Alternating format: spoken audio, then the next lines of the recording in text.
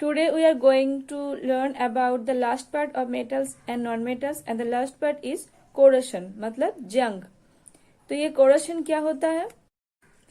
The freshly cut surfaces of metal signs always क्या होता है? मेटल का एक साइन होता है। We know that metals have luster but on being exposed to air the surfaces usually get tarnished। पर अगर हम मेटल्स को कुछ दिन के लिए एयर में रख देंगे तो क्या होगा? इसका कलर जो है वो डिसकलर हो जाएगा, टर्निश हो जाएगा।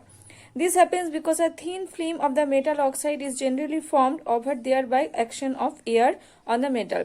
अब ऐसा क्यों होता है? अगर हम मेटल को एयर में रख देंगे तो क्या होगा? एयर में क्या होता है? ऑक्सीजन होता है। मेटल के साथ ऑक्सीजन का एक रिएक्शन होगा और रिएक्शन होकर क्या होगा? मेटल ऑक्साइड प्रोड्यूस होगा और मेटल ऑक्साइड का एक लेयर मेटल के ऊपर पड़ेगा। इसलिए मेटल का जो कलर होता है वो क्या होता है? डिसकलर हो जाता है। Sometimes the hydrogen sulfide gas present in polluted air causes the formation of the metal sulfide too। कभी कभी जो polluted air होता है, polluted air में क्या प्रेजेंट होता है? Hydrogen sulphide gas. अब हाइड्रोजन सल्फाइड गैस जब मेटल के साथ रिएक्शन करता है तो क्या प्रोड्यूस होता है? मेटल सल्फाइड प्रोड्यूस होता है। तब मेटल के ऊपर मेटल सल्फाइड का एक लेयर पड़ता है तो क्या होता है? मेटल का जो कलर होता है वो डिसकलर हो जाता है। For example, silver gets tarnished in polluted air by the formation of silver sulfide, which in black। Silver का एक साइन होता है व्हाइट कलर का, पर अगर हम व्हाइट को कुछ दिन के लिए एयर में रख देंगे तो एयर पॉल्यूटेड एयर में क्या होता है? हाइड्रोजन सल्फाइड होता है। अब हाइड्रोजन सल्फाइड सिल्वर के साथ रिएक्शन करके क्या प्रोड्यूस होगा? सिल्वर सल्फाइड प्रोड्यूस होगा। तो सिल्वर के ऊपर सिल्वर सल्फाइड का एक लेयर पड़ेगा। सिल्वर का जो कलर होगा वो डिसकलर हो जाएगा, मतलब ब्लैक कलर की हो जाएगा।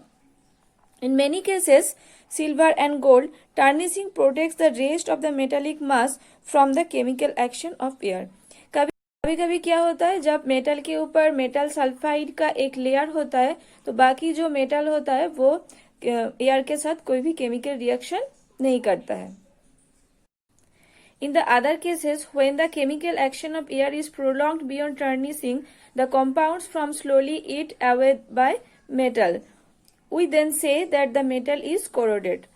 कभी कभी टर्निशिंग के बाद भी मेटल के साथ एयर का एक केमिकल रिएक्शन होता है और केमिकल रिएक्शन के बाद जो कंपाउंड प्रोड्यूस होता है वो जो मेटल रहता है मेटल को खा लेता है, मतलब मेटल का क्षय होता है। तो इसको हम क्या कहते हैं? कोरोशन कहते हैं। डेफिनेशन क्या होगा कोरोशन का? The slow destruction of a metal और an alloy by chemical action is called corrosion. Chemical action के बाद मेटल या एलॉय का जो रिडक्शन होगा, मतलब जो क्षय होगा, उसको हम क्या कहते हैं? कोरोशन कहते हैं। The rusting is a common example of corrosion. तो कोरोशन का कॉमन एग्जाम्पल क्या होगा? रस्टिंग, जो आयरन में होता है। Other metals like magnesium, aluminium, zinc, tin and copper also corrode. और भी मेटल्स है जैसे कि magnesium, aluminium, zinc, tin, copper, ये सब मेटल्स का भी कोरोशन होता है। पर आयरन का जो कोरोशन होता है उसको हम क्या कहते हैं? रस्टिंग कहते हैं। The corrosion of copper is commonly observe in the kitchen. Copper का जो कोरोशन होता है वो हम किचन में ऑब्जर्व कर सकते हैं। You might have seen a green deposit over a copper utensil when the latter is left in moist air for a day or two. अगर हम एक या दो दिन के लिए कॉपर जो यूटेंसिल होता है, कुकिंग वेयर्स होता है, उसको अगर हम एयर में रख देंगे तो क्या होगा? कॉपर का जो यूटेंसिल होगा उसके ऊपर ग्रीन कलर की एक लेयर होगा। The green substances mainly contains basic copper sulphate और बेसिक कॉपर कार्बोनेट। तो ये जो ग्रीन कलर का लेयर होगा वो सब्सटेंस क्या होगा? कॉपर सल्फेट का लेयर होगा या तो कॉपर कार्बोनेट का ग्रीन कलर की लेयर होगा। These compounds are formed by the action of oxygen, sulfur dioxide और carbon dioxide and moisture on copper। ये सब्सटेंस क्यों प्रोड्यूस होता है? क्योंकि कॉपर के साथ जब ऑक्सीजन या तो सल्फर डाइऑक्साइड या तो कार्बन डाइऑक्साइड का एक केमिकल रिएक्शन होता है, तब क्या होता है? कॉपर का जो यूटेंसिल होता है उसके ऊपर कॉपर सल्फेट या तो कॉपर कार्बोनेट का एक ग्रीन कलर की लेयर होता है। Now next topic, factors that aid corrosion. अब कोरोशन की वजह क्या होता है? Number 1, the presence of impurities in the metal. Metal के अंदर अगर कोई इम्प्यूरिटीज रहता है तो कोरोशन होता है। Pure metals capped in isolation do not corrode. जो प्योर मेटल्स होता है, प्योर मेटल के ऊपर कोई भी कोरोशन नहीं होता है, पर अगर प्योर मेटल के साथ कोई भी इम्प्योरिटीज मिक्स होता है तो क्या होता है, कोरोशन होता है। The iron pillar at Delhi standing in the open air has not corroded for centuries because it is made of pure iron. Delhi में जो पिलर है आयरन का, वो उसमें कोरोशन नहीं होता है क्योंकि वो प्योर आयरन से बना हुआ है। Number 2, the presence of moisture. Air में अगर मॉइस्चर होगा मतलब वेपर होगा तो क्या होगा, कोरोशन होगा। Number 3, the presence of acid forming gases. जो गैसेस एसिड फॉर्म करता है मेटल के साथ रिएक्शन में, अगर वो गैस रहेगा एयर में तो भी क्या होगा, कोरोशन होगा। Gases like carbon dioxide, sulfur dioxide and hydrogen sulfide form acids upon reacting with moisture leading to chemical action on the metal. ये जो carbon dioxide, sulphur dioxide and hydrogen sulphide है, ये वाटर के साथ जब chemical reaction करेगा तो क्या होगा, एसिड फॉर्म होगा, और देन ये मेटल के साथ भी रिएक्शन करेगा तो मेटल का कोरोशन होगा। Number 4, the presence of salt. Salt facilitate corrosion. Salt भी क्या होता है, मेटल कोरोशन का एक फैक्टर होता है। This is the evident from the fact that the metals used in ships corrode easily. तो जो मेटल्स हम शिप में यूज करते हैं वो क्या होता है, इजीली उसमें कोरोशन होता है। Corrosion is observe to a much greater degree in coastal areas than in places far from the sea. Sea में क्या होता है, कोस्टल एरिया में सबसे ज्यादा कोरोशन होता है, पर जो प्लेस सी से दूर होता है वो उसमें क्या होता है, कोरोशन कम होता है। Now next, rusting. तो रास्टिंग क्या होता है, the corrosion of iron is called rusting. You must have observed a reddish brown deposit on the surface of an iron object. If it is left in the open for a few days, the reddish brown substance called rust is an oxide of iron with a few water molecules. अगर iron या iron से बना हुआ कोई भी चीज को अगर हम यार में कुछ दिन के लिए रख देंगे तो क्या होगा, उसके ऊपर रेडिश ब्राउन कलर की एक सब्सटेंस फॉर्म होगा। तो ये जो रेडिश ब्राउन कलर की सब्सटेंस है इसको क्या कहते हैं, रास्ट कहते हैं। और ये रास्ट क्या है, ये आयरन का एक ऑक्साइड होता है, मतलब आयरन के साथ जो एयर में ऑक्सीजन होता है उसका केमिकल रिएक्शन होके क्या प्रोड्यूस होता है, ऑक्साइड ऑफ आयरन, आयरन का ऑक्साइड प्रोड्यूस होता है। इसका फॉर्मूला क्या होगा, मतलब जो रेडिश ब्राउन कलर की सब्सटेंस प्रोड्यूस होता है उसका फॉर्मूला होता है Fe2O3। Fe क्या है, आयरन का सिंबल है, एंड कैपिटल O ये क्या है, ऑक्सीजन का सिंबल है। और जब रास्टिंग होता है तब ऑक्सीजन के साथ साथ वाटर भी प्रेजेंट होता है, मतलब जो वाटर वेपर प्रेजेंट होता है एयर में, तो इसलिए इसका फॉर्मूला क्या होगा, Fe2O3, उसके बाद डॉट के बाद small x H2O, where small x H2O means that the number of H2O molecules in are certain. x क्या होगा, स्मॉल x होता है नंबर, जितना H2O फॉर्म होगा उसका नंबर। 5 भी हो सकता है, अगर 5 होगा तो हम लिखेंगे 5H2O, x के जगह 5 लिखेंगे। अगर 4 होगा तो 4H2O लिखेंगे। तो x क्या होता है, number of H2O molecules. The deposition of rust is called rusting.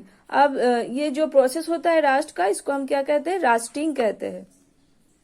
अब नेक्स्ट है, rusting takes place in moist air. Rusting always क्या होता है, मॉइस्ट एयर में होता है, मतलब एयर में जब वाटर वेपर रहेगा तभी क्या होगा, रास्टिंग होगा। पर जब क्या होता है, एयर ड्राई होता है तब कोई भी रास्टिंग नहीं होता है। तो इसका एक एक्टिविटी है, एक्सपेरिमेंट है, वो हम देखेंगे।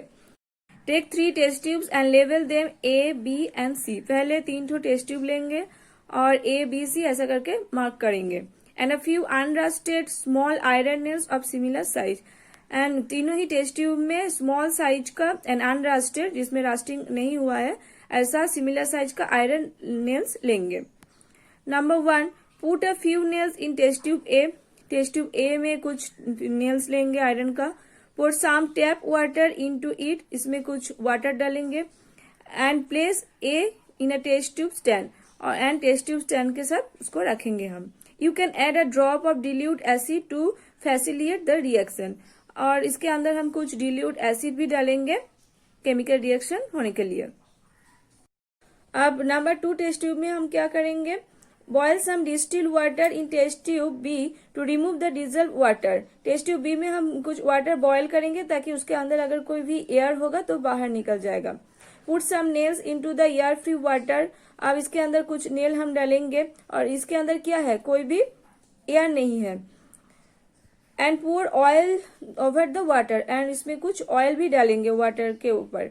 The oil will not allow the water to come in contact with air.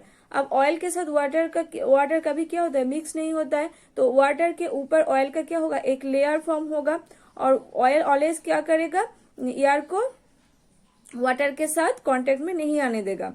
क्रॉक the test tube and place it in the stand. अब कॉर्क के साथ उसका जो टेस्ट ट्यूब का जो मुंह होगा उसका हम बंद कर देंगे एंड उसको टेस्ट ट्यूब स्टैंड के साथ रखेंगे बाय द साइड ऑफ ए के साइड में रखेंगे।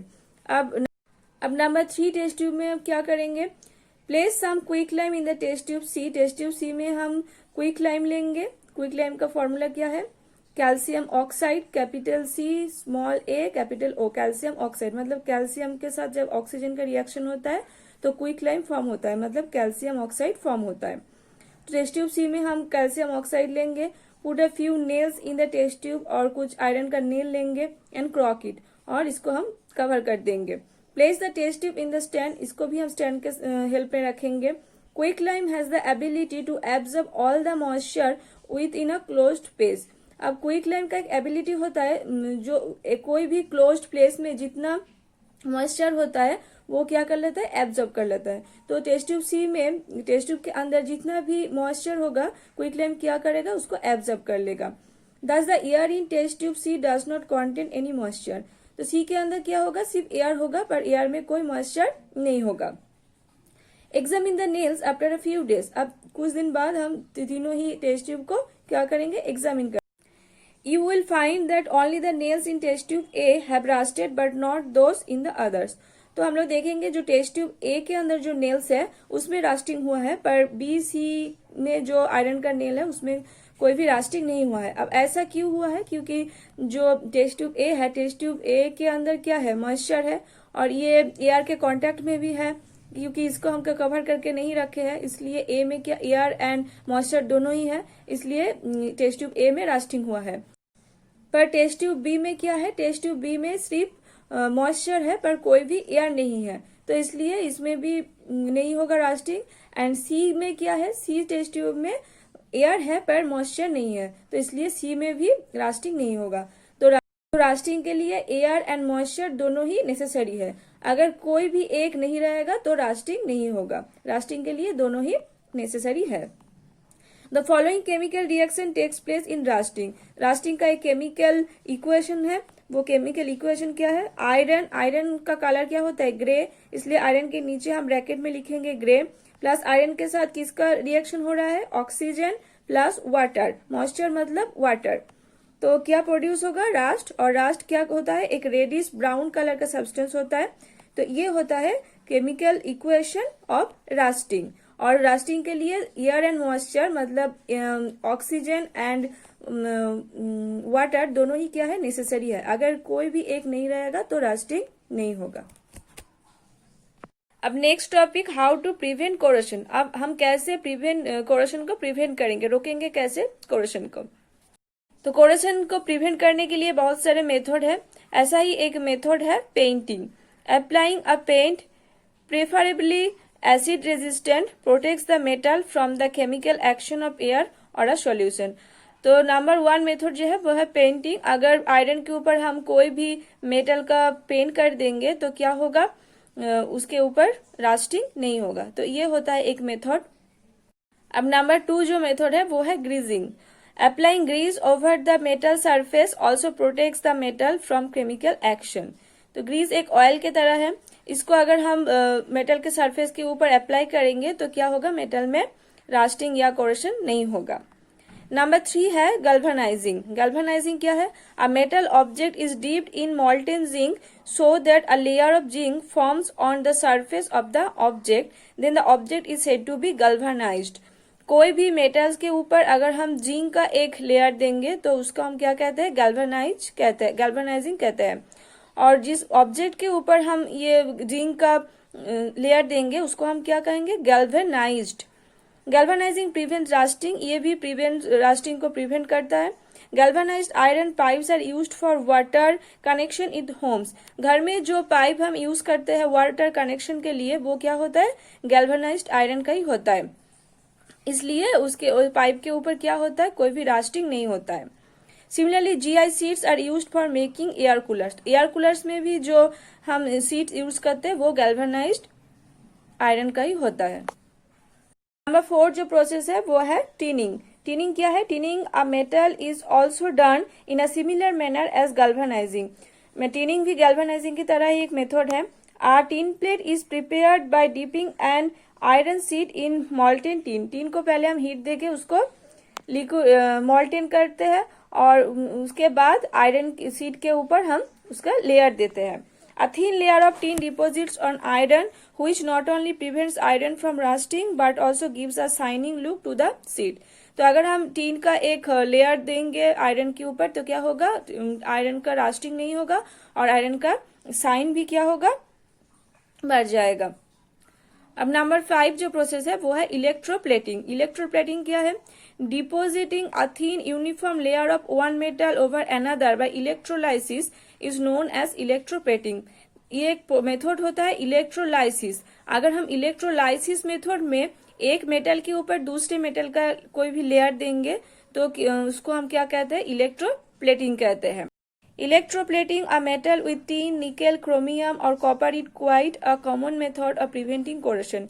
कोरोशन को प्रिवेंट करने के लिए हम कोई भी मेटल के ऊपर, जिस मेटल का कोरोशन होता है, रास्टिंग होता है, उस मेटल के ऊपर टीन या तो निकेल या क्रोमियम या कॉपर का एक लेयर देते हैं। Electroplated materials remain lustrous for a long period. Nickel plated steel is used for making some parts of cycles. अगर स्टील के ऊपर हम निकल का प्लेट देंगे तो ये कहाँ हम यूज करते हैं, जो साइकिल होता है, साइकिल का बहुत पार्ट्स तैयार करने के लिए हम यूज करते हैं। क्रोम प्लेटेड स्टील और brass is used for bathroom fittings, जो क्रोम प्लेटेड स्टील होता है उसको हम यूज करते हैं बाथरूम फिटिंग्स में। And copper plated steel for utensil, and copper plated जो स्टील होता है उसको हम यूज कहाँ करते हैं, यूटेंसिल बनाने के लिए। नंबर 6 और लास्ट जो मेथड है allowing. Alloying a metal with others increase has strength on the metal and also protects it from corrosion। तो ये जो एलोइंग होता है ये क्या होता है, कोरोशन से प्रिवेंट करता है कोई भी मेटल को और स्ट्रेंथ भी इंक्रीज करता है। द स्टेनलेस स्टील क्या है, एक एलोय है। तो stainless steel, brass, stainless steel Fe मतलब iron, chromium, nickel, manganese and carbon का एक एलोय होता है। और ब्रास क्या होता है, कॉपर एंड जिंक का एक एलोय होता है। ब्रोंज होता है कॉपर एंड टीन का एक एलोय। एंड मैग्नीशियम होता है एल्यूमिनियम, मैग्नीशियम एंड कॉपर का एक एलोय होता है। ये सब होता है कोरोशन रेजिस्टेंस, मतलब जो मेटल होगा, जो मेटल में कोरोशन होता है, अगर उस मेटल के साथ हम दूसरे मेटल जोड़ के कोई भी एलोय प्रोड्यूस करते हैं तो वो जो एलोय प्रोड्यूस होगा वो क्या होगा, कोरोशन रेजिस्टेंस होगा, कोरोशन फ्री होगा। तो ऐसे भी करके हम कोरोशन को प्रिवेंट करते हैं। तो क्या क्या मेथड है कोरोशन को प्रिवेंट करने के लिए, पेंटिंग है। पेंटिंग मतलब कोई भी मेटल के ऊपर जब हम दूसरे मेटल का पेंट करेंगे। एंड ग्रीजिंग एक ऑयल की तरह होता है, अगर हम मेटल के सरफेस के ऊपर अप्लाई करेंगे तो क्या होगा, मेटल में कोरोशन नहीं होगा। गैल्वेनाइजिंग क्या है, जिस मेटल में कोरोशन होता है उसके ऊपर अगर हम मॉल्टेन जिंक का मतलब जिंक को हम हीट देके उसको मॉल्ट में कन्वर्ट कर लेंगे, तो मॉल्टेन जिंक का अगर हम लेयर देंगे तो क्या होगा, कोरोशन नहीं होगा। नंबर 4 जो है टीनिंग, मतलब मॉल्टेन टीन का हम लेयर देंगे कोई भी मेटल के ऊपर। एंड इलेक्ट्रोप्लेटिंग क्या है, इलेक्ट्रोलाइसिस मेथड में अगर हम कोई भी मेटल के ऊपर टीन, निकेल, क्रोमियम या तो कॉपर का लेयर देंगे तो उसको हम क्या बोलते हैं, इलेक्ट्रोप्लेटिंग। लास्ट जो है एलोइंग, मतलब कोई भी मेटल के साथ दूसरे मेटल या तो नॉन मेटल जोड़ के जो प्रोड्यूस होता है उसको हम क्या कहते हैं, एलोय कहते हैं, और मेथड को हम क्या कहते हैं, एलोइंग कहते हैं। तो ये था chapter metals and non metals. Okay students, next day हम लोग जो एक्सरसाइज क्वेश्चन आंसर है वो करेंगे। Okay, thank you.